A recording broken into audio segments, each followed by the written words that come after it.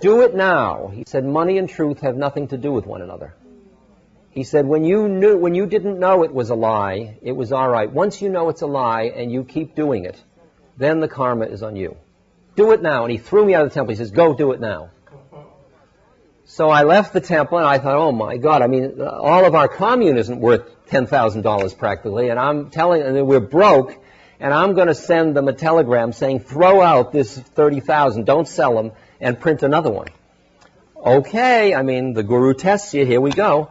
So I went back up and I sent a cable saying, you know, do not pass go, do not collect 200, throw out that, start again, do another 30,000. These are orders, and I will cover it later. I'll earn the money and pay you back. Don't worry, go ahead and do it because I'm telling you to do it. Because it's Maharaji's book and he wants it done that way. Now I get a letter back from Stephen Durkee saying, I got your cable. Strangest thing happened. I got your cable just as a letter arrived from the printer. He had put the job on the press, and when he was putting it on the press, he found that one of the plates for the book was missing. And he went into the file where he had all the originals, and the page for that plate was also missing, which was a picture of Maharaji. And since he didn't know what to do, he pulled the job off the press and was waiting for further instructions. So the entire change cost them the cost of a telephone call. Right? Now, who? And if you allow the possibility that perhaps is Reagan or who is? I mean, where is the game played from? Is there some guy up in a cave up in the Himalayas sort of flaked out, you know, now and then creating a universe in which we are all busy huffing and puffing? I mean, I don't really know. I'm certainly willing to allow the possibility because I certainly don't think that Reagan is a cause. I think he's an effect. I think he thinks he's a cause, but I sure as hell don't experience him that way. I see him as a reactive being with very little consciousness. Not a bad guy. I mean, he doesn't have evil intent. He's just a reactive being, and the media are reactive to him, and he's reactive to them, and they're reactive to and so that's why it is the collective consciousness that he represents. That's why he gets elected. That's why the media makes such a big deal out of him, because he represents a lot of stuff that we are, and when we aren't, he won't be either. Wow. Interesting. Questions? Yes. To save myself from misquoting you from a tape I heard yesterday, what I heard you say was the best or all that we can really give to someone else is our own truth. And you said some people, I heard you say, some people aren't ready to hear our truth. And you said you make some sort of differentiation between those who are ready and those who aren't. And probably it's similar to that going down there, but I'd like to hear more about that. You examine, you sense what the nature of the license is, what the nature of the contract is with another human being. And there's a difference between putting truth into the words and being truth.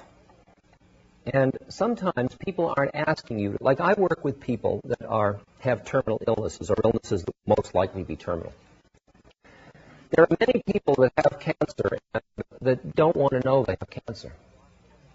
Now, when I walk into a room and I've just been with the doctor and the doctor's told me, and I walk into the room and that person doesn't ask, it is not my job to tell them they have cancer. I will be in an environment that will be so available and present that if they say, do I have cancer, I will say yes. But I won't go and say, you know you have cancer. Because I don't really have a moral right to force another person to face the truth unless they ask me to help them face the truth. Somebody to awaken when they don't want to awaken. All I think I can do is be an environment for another person where if they want to awaken, I am available. And in human relations, it's interesting because a lot of contracts that seem to be based on truth really aren't. They are based on a conspiracy of you don't shake my ego and I won't shake yours. And they're not really asking for that truth. And what the option to forcing truth is silence. It's not lying, but it's silence. Am I dealing with your question? Are you upset? You want to pursue it? You want something else said? You hearing it? I'd like to hear more about that later. You're also giving the analogy of people walking around with nets. You said it was some comic strip you saw. Yeah. And on their forehead, it will screw you over for sure. Yeah. They're saying, this is who I am, this is who I am, this is who I am. That's where I'm stuck. That's now, where. you meet somebody that is busy being somebody, okay? Somebody comes down the street and is busy projecting out their somebodyness. Your consciousness is to allow them to hold on to their somebodyness if they choose. But if they are ready to let go of it, there's nothing in you that's going to keep them from doing it. It's where your mind is. If I see that bank teller as only a bank teller, and that bank teller then wants to be somebody that says, say, could you help me with this spiritual, what do you mean? You're a bank teller, you know. I mean, if my mind doesn't allow them to be something else, then I am trapping them in their head models. If, on the other hand, somebody comes down because they are also who they think they are, but that's only part of it. All I'm doing is creating an environment where I'm ready. If you want to be only who you think you are, fine. But if you would like to come up for air, I'm out in the street bouncing the ball saying, if you want to come out and play, I'm here. And people are pressing their nose against the window saying, I'd like to, but I can't, really can't. My mother won't let me, it's too close to dinner or whatever it is, you know. And I'm just saying, okay, it's all right, stay in if you want to, but I'm out here. And it's much more that kind of quality of human relationships rather than you must wake up. I was with a fellow last night who has had some intense spiritual awakenings. And he's very locked into an intense energy about these things. And he feels he's got to tell everybody. Therein lies trouble. Why don't you awaken? I mean, that's like kill for Christ. You know, I mean, it's that scary thing of that really, you'll do violence to the universe in order to bring truth. And you can do that if you are a Christ. He says, I come with a sword. And he turns over the tables in the temple. You can do that if you're fully conscious. Then you're free to play any way you want. But until then, you've got to be very conscious of what you're doing. Because you may be doing it out of your own unconsciousness. And you're creating more suffering. You're forcing people to awaken that aren't ready to awaken. Yes? I'm a little unclear about taking on karma. Taking on karma? Yeah. For example, maybe if you see somebody that you can maybe help get clear. The karma is taken on if you do your acts out of attachment. I mean, if you are a healer, say, that lays on hands, if you are attached to taking that stuff from the person, rather than merely being an instrument that you offer, and if they are to be healed, they will be healed, and if they are not, they're not. But if you think you are healing them, and you are taking it, you'll get it. You want it. But the game is to make yourself just like a sieve, and pass stuff through just like Chinese food, you know. Eat it, and a moment later you're hungry. I mean, it's that kind of thing. It just keeps pouring through you all the time because you're not collecting it. You're not collecting it. But if you are looking, when you're doing therapy or healing or something, and you're looking for somebody to say, oh, you've really helped me, you got it. There's your karma. You're collecting it. You're attached to the fruits of your actions. There are two rules. Identification with being the actor and attachment to the fruits of the action. If you break both of those, there's no karma. All right? You don't collect karma from anybody. Those are the two things that come out of the Bhagavad Gita. If you are not attached to the fruits of the action, and you are not identified with being the actor. Like if you're doing therapy, you're just here, and therapy is happening, in which it's happening, and whatever's happening is happening, and you're here. And whatever will happen out of it will happen out of it. That one, those two, breaking those two links, then there's no karma in the actions. My question gets back to this one over here. Also, quoting from that video yesterday, you said that the important thing is not to tell everyone everything, but to be able to tell everyone everything. There's a lot of cases where the person isn't going to come out and ask you, do I have cancer? They don't know what the question is. You may feel you have a truth to express, and they may be ready to hear it, but they might not ask. I have trouble often distinguishing between thinking the person's not ready and thinking I am versus I hear not being ready myself. I hear it. I hear it. Well, I'll tell you, I really, this is an interesting, let me work on it. Let me go and see where the answer lies.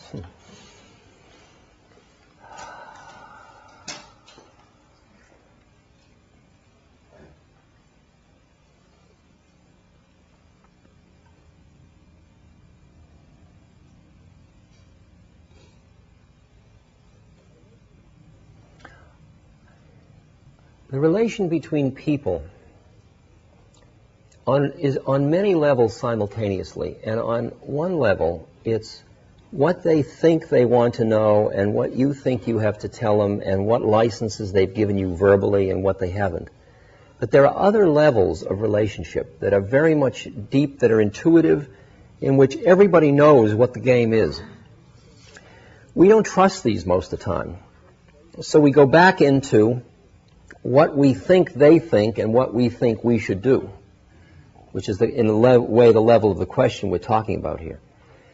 And I am inclined to trust that deeper level of communication that's going on between people.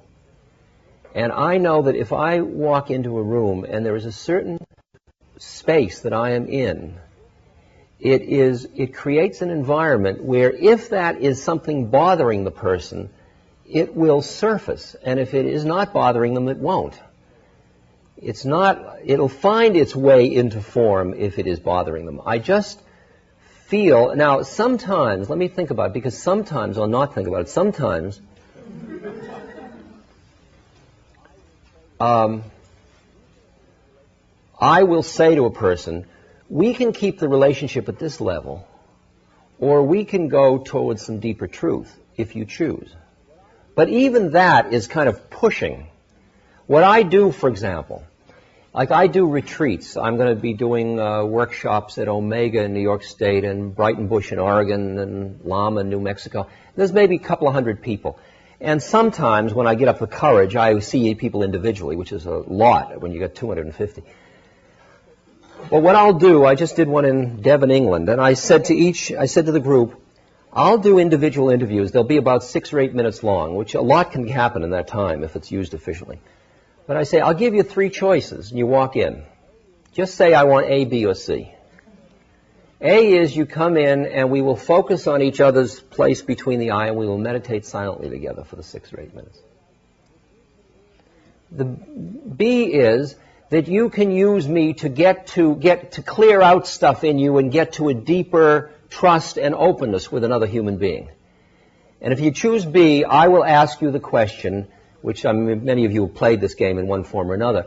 If there is anything you can bring to mind that would be difficult, embarrassing, or uncomfortable to share with another human being, share it. That's like, don't think of rhinoceros. I mean, it immediately forces the most nitty-gritty stuff to the surface. It's called the cleaner of filth in American Indian tradition. The third one is we can hang out. Now, by setting up those 3 alternatives, I'm not forcing the second one. The second one is the one that will be the fiercest one, in which we will come most quickly into, here we are. Oh, my God, I'm not going to tell them that. And then you tell them, and suddenly you break through, and there's this light, and you all know what that's like. I mean, it's like primal zap. You know. But I'm not going to lay it on them. I'm going to give them that option. And that's the most gentle way. All I did was suggested that possibility existed, but I didn't do it. Didn't force the hand. And that's the way I play. I mean, I don't know how else to answer your question. I think it's I am inclined not to force people to, if I sense, now I'm trusting my intuition, sometimes I sense that they have given me the license. I don't demand that they say, here's the written contract, notarized. Or that they say, I give you license. I will sense where that license is. And so you may sense, but you've got to trust whether you're wanting to sense it or you're sensing it.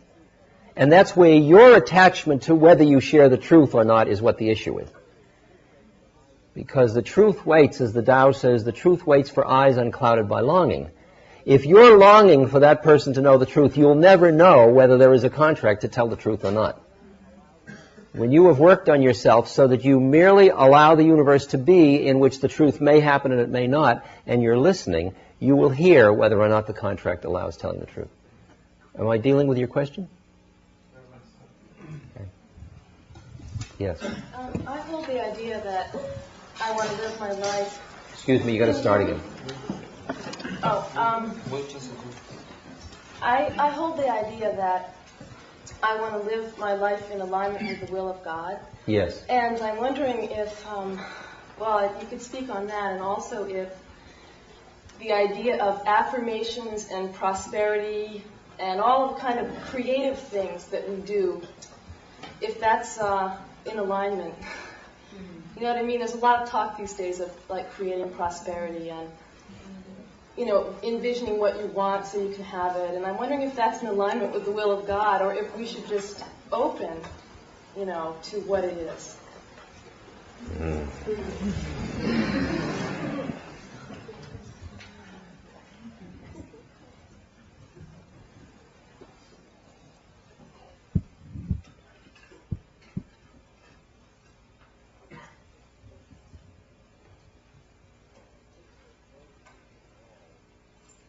I think that as you evolve, more and more you find yourself in the stance of listening. Listening to hear the way of things, which you could call the will of God or the Tao or the evolving form of things, or some way in which the next action comes out of your unique capacities and the options and the possibilities and the plan of things. And you're listening to hear the plan, to tune the plan, which is not a rational intellectual plan. It's a deep intuitive plan.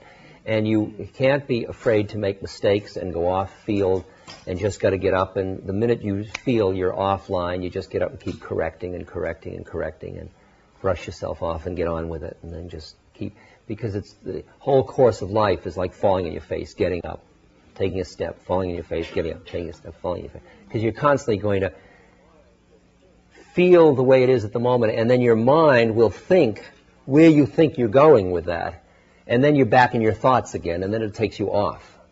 It takes you a little oblique because you're already projecting into the universe rather than listening. You go from listening to projecting to listening to projecting until pretty soon the action's coming out of listening without that intervening thing of models and projections of mind. All right? Is that now? There are times when you can hear how things are and you see that they could all be different and there are all kinds of possibilities, and there's no reason why you can't all open to things being different than they are. You can work to be economically successful through right livelihood and do very well without being attached to whether or not you do well or not. That's quite a delicate art form. And that's the one right there. It's the attachment to the outcome that's where you're going to trip up. If you are busy being miserable because you don't have the money, it's already got you. I don't have the money, that is the way it is. Also, I could get the money, that is the way it is. I'll work to get the money. If I get the money, I'll get the money. If I don't get the money, I'm still here. That's different. See, there are ways of using it without, it's not using your powers in opposition to the way of things. You are allowing, like, I'm very good at speaking, obviously. You can see, you're sitting here. You know, I mean, and I'm using a power now. But I'm really very, very much attached to it. And I'm doing it, and what happens, and if you didn't sit here, I wouldn't be speaking. And that's the way of it. Then I'd be selling shoes or whatever else I'd be doing. I mean, I don't feel it's a mission or a myth or anything. I'm just listening. If this is the way of things, this will be the way of things. Tomorrow I find I have AIDS or cancer or something. Okay, that's a new thing to deal with.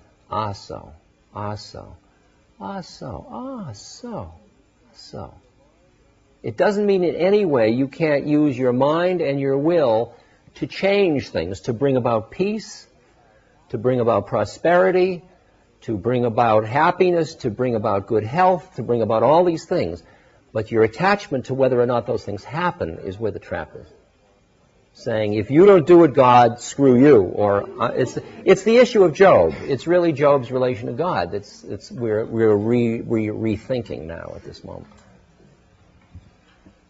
Yes. On the tape yesterday, you described relationships as two people becoming one awareness and then going back into two individual entities. Would you expand on that explanation, please? If you and I come together and meet as separate entities, and then as I was talking about in the karma yoga thing, we start to go closer, and I see that you are woman and I am man. You are also Western and I am Western. You are also perhaps cook and I am eater. You are also, I have a car and you're a rider. I mean, we can go through role after role after role. After a while, after we've met in dozens and dozens of role relationships, we start to realize that in us which is common to all of them or behind them. And it is a place in which both of us are aware of our different roles with each other. I'm the one that does the salad, and you're the one that does the main course. I'm the one that changes the diapers, and it's all on like that. And we start to meet in a space where there is one awareness, but there's two bodies moving in and out of different roles. And that shared awareness if you keep cultivating it, it becomes a recognized third component in the relationship. And it happens in people that have been together for years. They begin to say, I know what you're thinking all the time. I mean, you get to know another person so well. But if you start to see it as a triangle, you see you're cultivating a place where we are both seeing the universe roughly from the same place. It's not a space or time locus, because in space or time, you're separate from me. But in our awarenesses, there's a place where our awarenesses are not separate. And that's the place we have to cultivate and acknowledge. That's the thing about that big part of us that doesn't have any form, because that's not in form. There's no place where we are one. There is a non-place where we are one, but not a place where we are one. And as we acknowledge the non-place, that starts to get richer and richer and more real and solid in our awareness. And then we start to go out into the two, and we start to play with the two from the one. And then we are at play in the two. Like I work with staffs, we just went through a board meeting in which there is a tremendous shared awareness of we have these kind of confrontational first few days of the board meeting where we clean out all the crap that's between us and the lack of truths and all that stuff. And once it's there, there's a shared awareness we share, and then we all play our different parts in the dance. And we're delighting in the one of us being the many-handed hydra, that's doing all this stuff. Some of us are in Nepal, some in India, some in here and there, and we're all doing different things. But there's a shared awareness, values, consciousness that's rooting it. And you got to cultivate that constantly. Is that dealing with the question? Yes. In one of the tapes yesterday, you mentioned something about somebody that was close to you that was suffering a kind of illness. And you said something, or a way of that person, how that person deal with the illness. I couldn't get it very much. That person, I think, was your father. In shingles, I believe. In what? Shingles? Yeah. How does he deal with the illness? Well, if the other person is busy being ill, the first thing is if they are suffering, you do what you can to relieve the suffering. I mean, I called around and I found out what all the possible cures were for it. And I found out that Laura Huxley had the same thing, and I called her and asked her what treatment she used, and I got the different medicines, and we tried this and tried that. I mean, you do that at that level. The other part is that you cultivate in yourself this quietness of mind that says, this is all the stuff of life, and this is the way this is at this moment. So you allow the illness to be. At the same moment, you're doing the best you can to get rid of it because the person wants to get rid of it, but you are not busy being caught in, I've got to get rid of this illness. It's the same thing. I'm talking about the same thing, about attachment to the end of it. So that you are helping the person, but yet allowing whatever happens to happen. I don't know whether he's supposed to have shingles, because maybe the shingles is force awakening in him. How presumptuous of me to think that he is not supposed to have shingles. If he doesn't want shingles, I'll do my best to help get rid of them. But whether they go or not, that is not in my hands. All right? And that's the one about the attachment to, you love other people and you don't want them to suffer. And that's an interesting one, because in a way that's a little presumptuous. You got to watch that. It's a very delicate one about the attachment to loved ones, and it's not something you should get uptight about. It's our human condition, but you just stay open to it. Sorry, I'm not answering that fully, but I don't really think I can get hold of it better than that tonight. The other question? Yes? If a nuclear holocaust did occur, and this planet would no longer support human life, what happens to all the karma? Or in other words, how necessary is the human form to do the work? I feel that as long as there is need for some plane of existence, because there are beings who need that plane, they create it. I mean, I think this plane is the collective creation of the attachments of the entities that make it real, which includes animals and plants and humans and all of it. And that if those consciousnesses didn't project it outward, it wouldn't be. And as long as those consciousnesses need it, it will be. It will be here and there. I mean, I don't question that we create just exactly what we need to get on with what we're doing, which is in a spiritual evolutionary sense. So, to think that this is the only place this earth can be, or consciousness can exist, or forms can take this particular type of density and work with these particular kinds of desires, I don't know that to be the case. I mean, we don't know. We keep asking, is there life on other galaxies or whatever? We may get a chance to find out in a later incarnation. Oh, what do you know? I didn't expect that. I'm not sure how to formulate this question, but in thinking about this idea of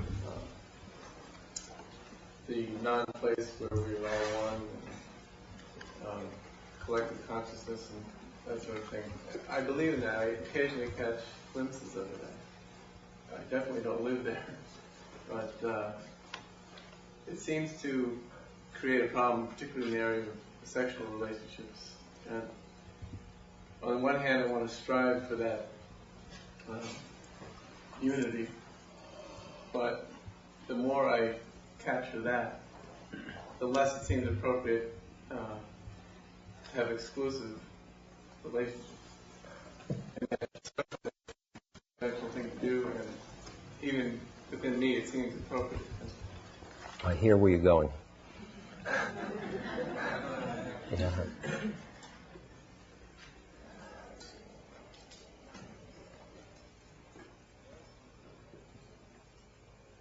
As you connect more deeply to the place inside yourself where you are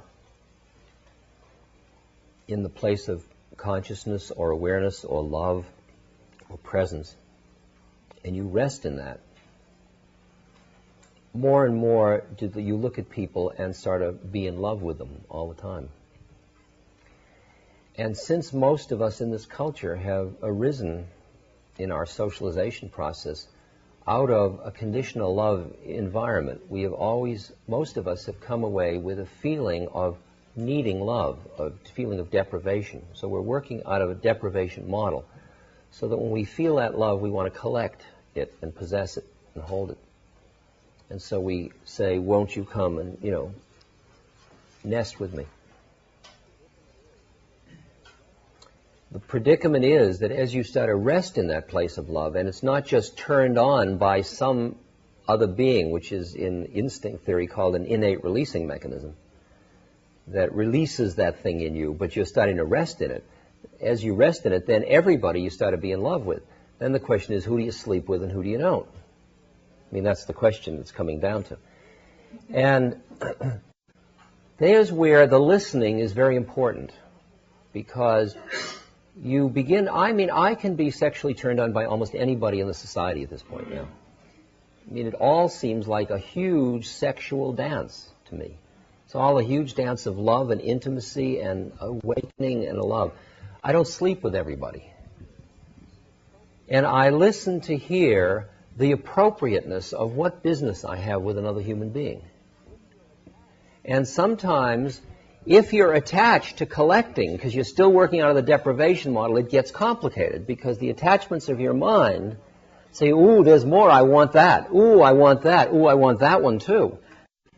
But if there is not that attachment, because you've let go of the deprivation model, because you're starting to recognize your new state of being, that you are living in grace, or you are living as the beloved, or in the world of the beloved, then you start to quiet down after a little while, and you listen, and you hear the total social structure, the civilization, the possibilities, the cost, the energy, the efficiency, the human needs, the personality structure, and sometimes you can look at somebody and love them incredibly and be turned on by them, but there's nothing you have to do about it. And it's very weird at first. It's very weird, because you are so turned on that you usually, if you were only a member of the species reproducing, that would suck you in at that point. But as you start to rest in consciousness and that quality of love, that's the resting in the divinity in you. That is not just your species identity. And then you don't have to act in a reactive, instinctive, compulsive way any longer, because that's only a part of you that acknowledges there is that desire and it could happen, but as you listen in the totality of all of it, it doesn't happen. Like at this moment, I could stand up and take all my clothes off and go to sleep. I could do it, but it doesn't feel right.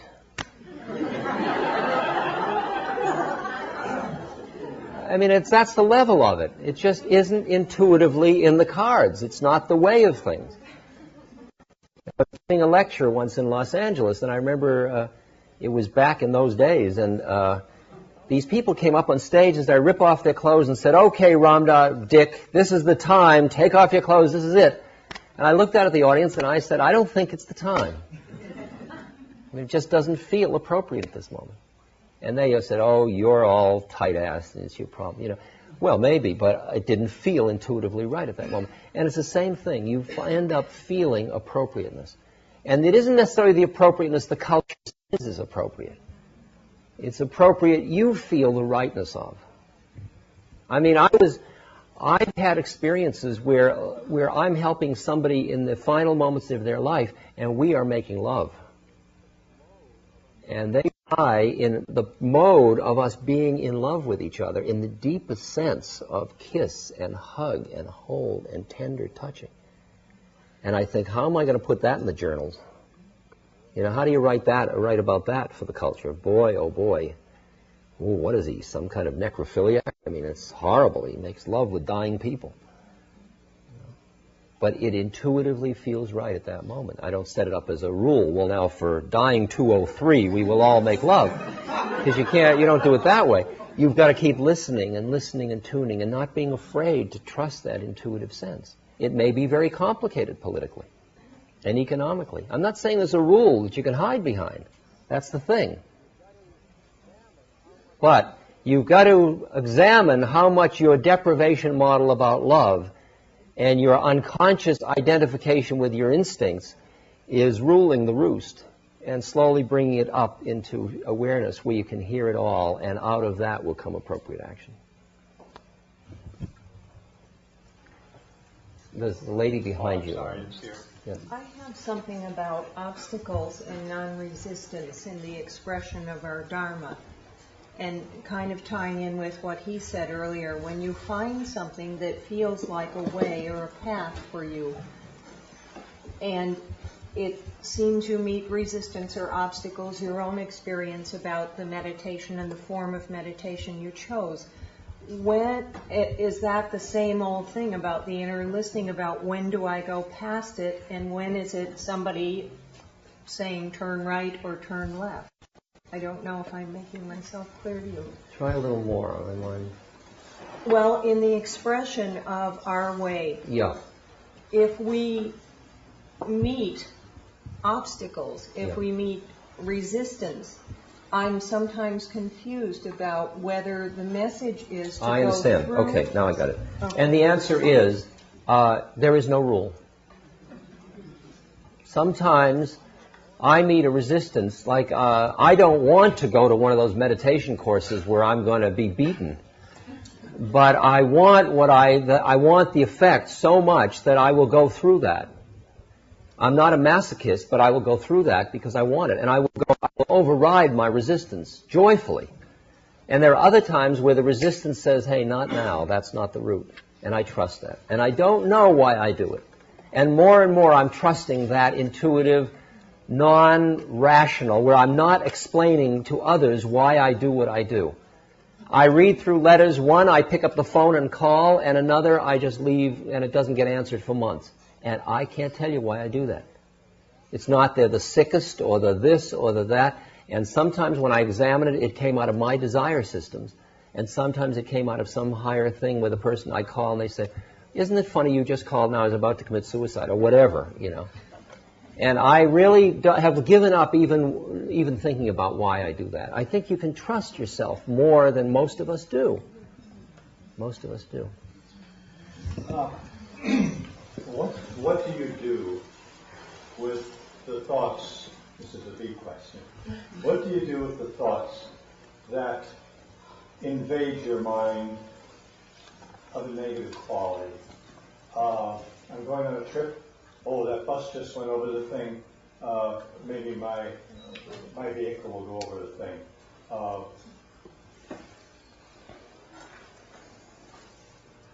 You're not worth anything. You're going to do this. The type of thing which you know is against your nature and your principles, and all of that. You could say it was kind of like the devil talking to you. But how do you keep these things out? How do you control them? One of my teachers said to me, I'm talking now from a spiritual level, not a psychodynamic level. One of my teachers said to me, they're old karma running off. Don't make such a big deal. There's stuff coming out of the past, out of past births or the past of this birth. And when they come up, if they don't free you, let them go right away. The minute you notice them, okay, there's another one of those. Bye. Hello, see you around. Don't feed them. The feed and caring of anger or judgment is an interesting thing, to learn how not to feed and cultivate anger and judgment. You know, because you're constantly judging, because you're feeling unworthy and inadequate, so you're constantly judging everybody as better or worse, or bigger or littler or something, more successful, less successful. And you see the judging mind keeps separating you from the universe, and it's not going to liberate you. And so finally, when you notice yourself, you just say, there's judging, and then you just go back into the present. My guru once said to me, this was the way he taught me that. He said, Ramdas, tell the truth. And he'd call me up from the back room, and they'd say, Ramdas, Maharaji wants you. And I'd go running up, and I'd sit down, and I'd expect the greatest teachings in the world. He'd say, Ramdas, yes, Maharaji. Tell the truth. Yes, Maharaji. Jao, go. So I'd go back, and a few minutes later, they'd say, Maharaji wants to see you. And I'd run up, and I'd sit down. Ramdas, yes. Tell the truth. Yes, Maharaji. Jao. It's really like you think you're in that's what a lot of it is. It's not all, let me tell you, child, the greatest truth of the universe. It's all this kind of Mickey Mouse stuff going on. And so he's saying, tell the truth, tell the truth, tell the truth, until finally I think, okay, he wants me to tell the truth. I'm getting the message. So then he starts, once I start to feel the message, he starts the thing of Ramdas, love everyone. So I get that about 40 times. So I start to realize that the truth is I don't love everyone. So which one am I going to do? And he's giving me conflicting messages. I decide that I've been trying to love everyone, but it's been a little hypocritical, and the truth is I don't, so why don't I try telling the truth for a while? The truth is, when I look at most of the people I'm around, I don't like them at all. So I started to just realize I didn't like everybody. I was with 35 people. They were Westerners around Maharaji, and I really ended up, I detested all of them. For righteous reasons. I mean, really good reasons. Till finally I was so angry at everybody. It was bizarre. I mean, something happened, and I just got more and more angry. It was over a period of 2 weeks. I don't know whether there was somebody's hand in it, but I mean, I was getting more angry. And I wasn't touching money in those days. I mean, it was phony. I was doing that too. I had a bag man that carried my money for me. But I was so mad at him and everybody that I had to walk. I wouldn't even allow them to carry my money. So I had to walk 8 miles to the temple every day. And they all got in the bus and rode there. And so when I got there, they were eating, and they'd been with Maharaji, and I was pissed off. And I came in, and this guy brought some food to me that they'd been saving for me, and I picked it up and threw it in his face. I mean, I was really angry, as you can imagine. And Maharaji was sitting across the courtyard, and Ramdas. So I went over and he said, "Something troubling you?" And I said, "Yes." I said, "I hate all those people." I said, "I can't stand them. I can't stand their impurities. I can't stand my own impurities. In fact, I don't like anybody but you." He says, "You love me?" I said, "Yeah, I love you." And I started to sob. And he sent for milk, and he was pouring milk down me and hitting me on the head and pulling my beard. And after I quieted down, he leaned forward and he said, "I told you to love everyone." I said, "Yeah, but you told me to tell the truth, and the truth is that I don't love everyone." And he says, "Tell the truth and love everyone."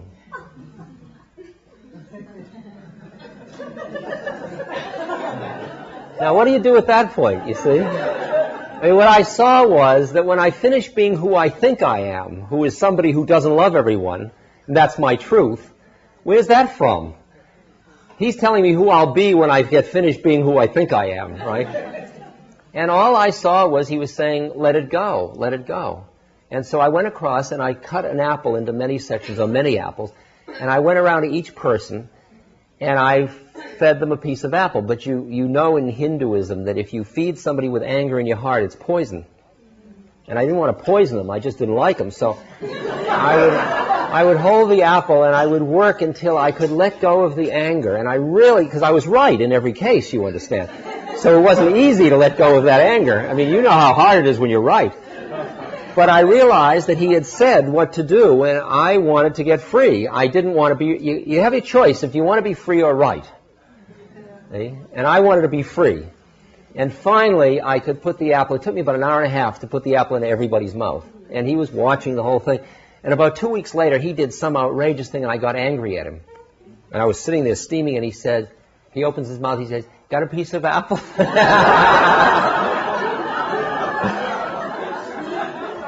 And we started a process where now I realize my anger isn't going to get me to God, and I want to be free, so I just let go of my anger. Now, from a psychodynamic point of view, I don't work it through, I don't cathart it, I don't express it, I just let it go.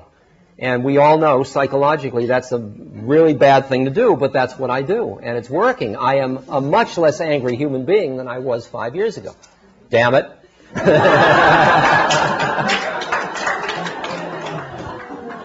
It's 11 o'clock. I think we should, yes, Ray. Ramdas, it feels right the way you are with the dying, people in grief and pain.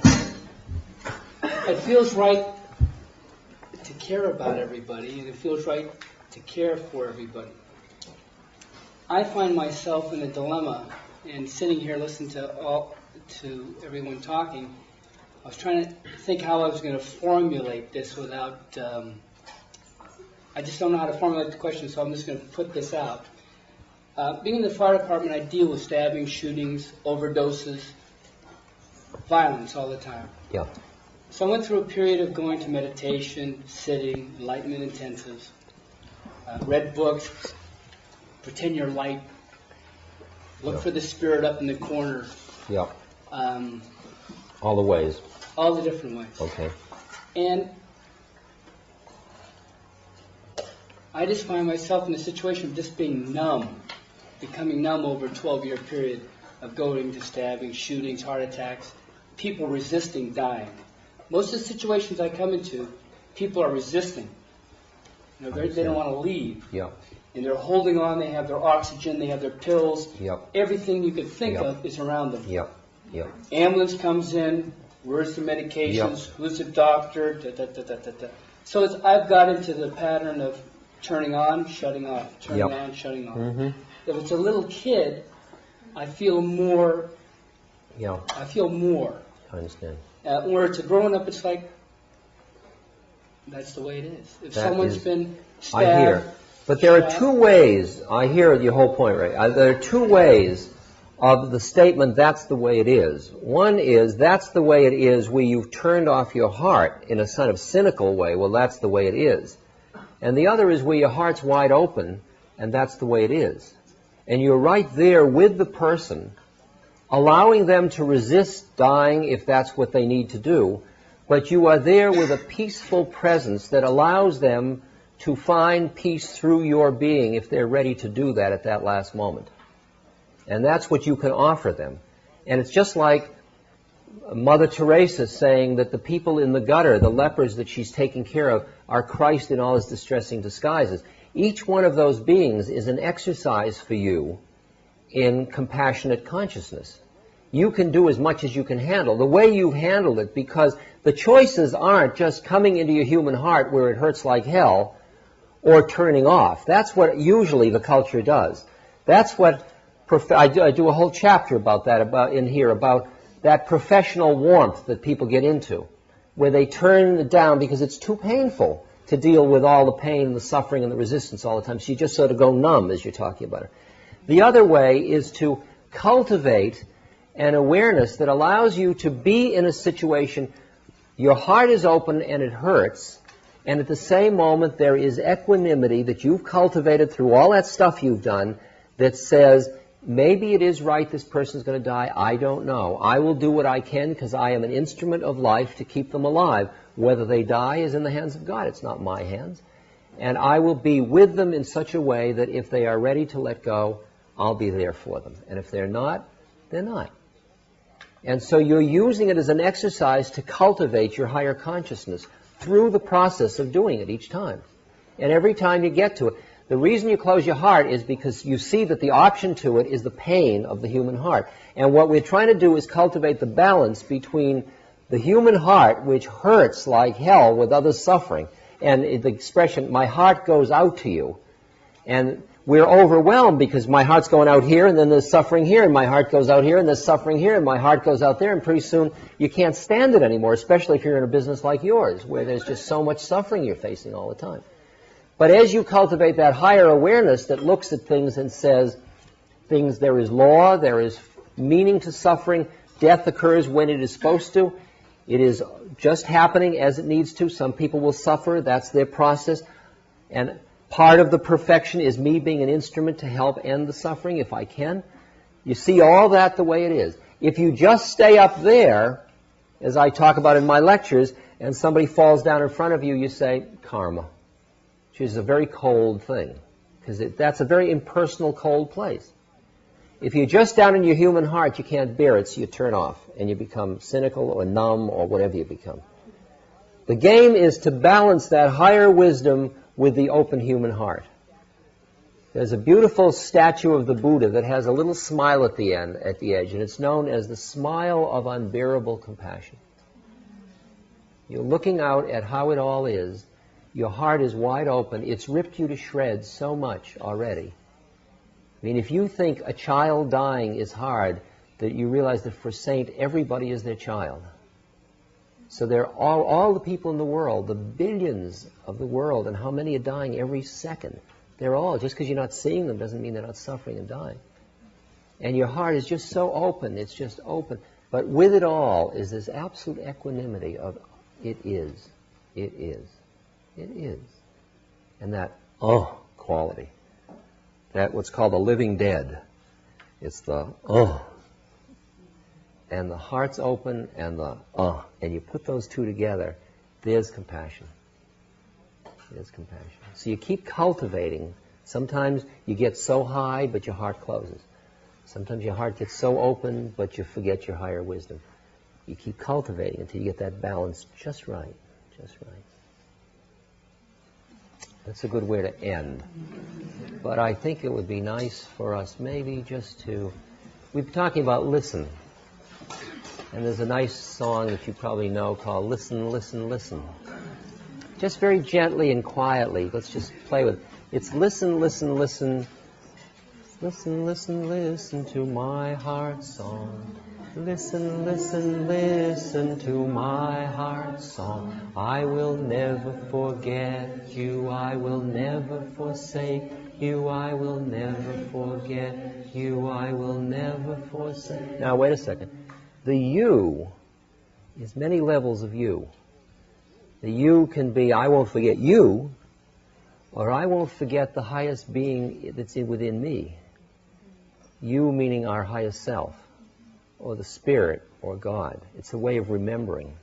And you can play with it, all the different ways of I will never forget you.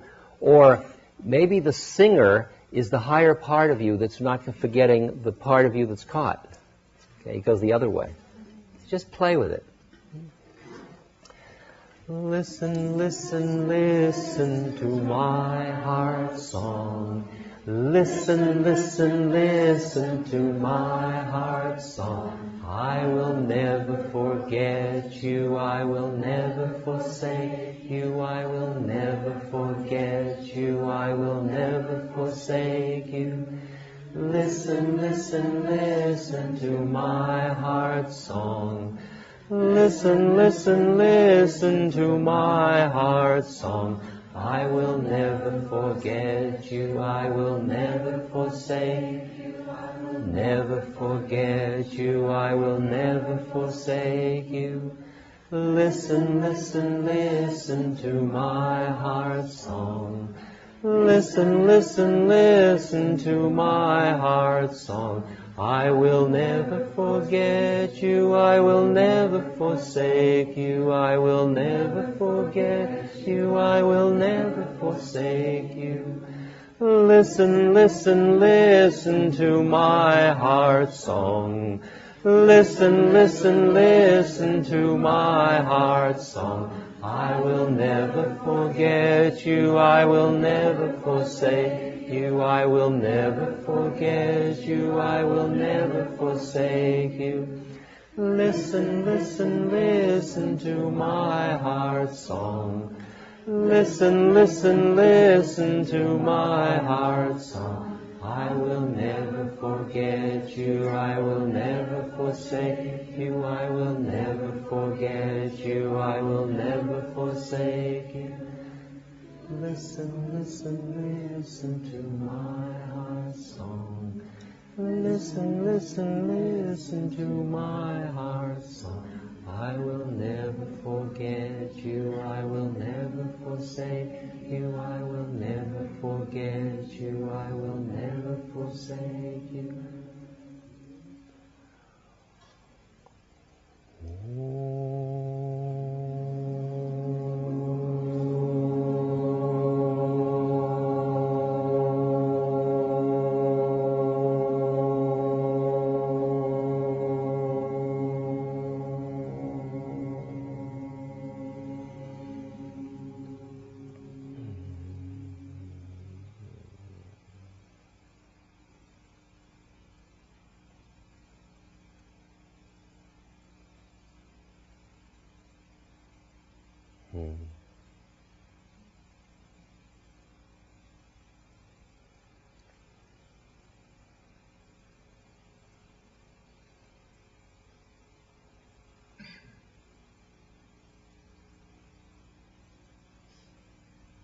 In this silence, we know.